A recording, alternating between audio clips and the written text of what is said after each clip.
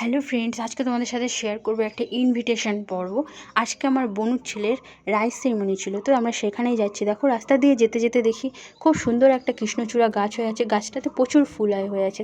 তো তারপর দেখো রাস্তা দিয়ে যাচ্ছি, কি ভীষণ রৌদ্র, দেখো প্রচণ্ড গরম, ভীষণই রৌদ্র। তারপরে দেখো পুচকুর কাছে চলে আসলাম। পুচকু দেখো আমাদেরকে কী সুন্দর করে তাকিয়ে দেখছে। তারপরে দেখো ওর অনুষ্ঠান শুরু হয়ে গেছে, ওকে সবাই মিলে আশীর্বাদ করছে। আর ভীষণই গরম সেহেতু ওর একটু কষ্টও হচ্ছিলো, ও একটু কান্নাকাটিও করছিল। তারপরে দেখো ওকে সবাই গিফট দিচ্ছে, আশীর্বাদও করছে। আর কি সুন্দর করে ওকে দেখো খাবারের আয়োজনটা সাজিয়েছে, দেখো খুব সুন্দর করে। তারপর আমরাও চলে আসলাম খাবারের দিকে। তো প্রথমে রাইস দিয়েছিল, তারপরে দিয়েছিল শাক, আর তারপরে দিয়েছিল বেগুনি, আর দিয়েছে মুড়িঘণ্ট ডালের সাথে একটু লেবু মিক্সড করে খেতে তো আমার খুবই ভালো লাগে, সেই জন্য একটু মিক্সড করে নিয়ে খেয়ে নিলাম। তারপরে চলে আসলো পটল চিংড়িটাও খুব টেস্ট হয়েছিল, আর প্রচুর পরিমাণে চিংড়ি মাছ ছিল। তো এটা এবার খাওয়ার পরে চলে আসলো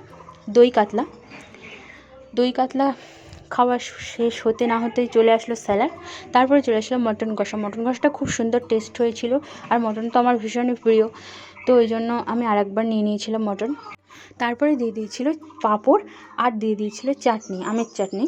তার এটার সাথে পাঁপড়ের সাথে চাটনি মিক্সড করে আমি খেয়ে নিয়েছি।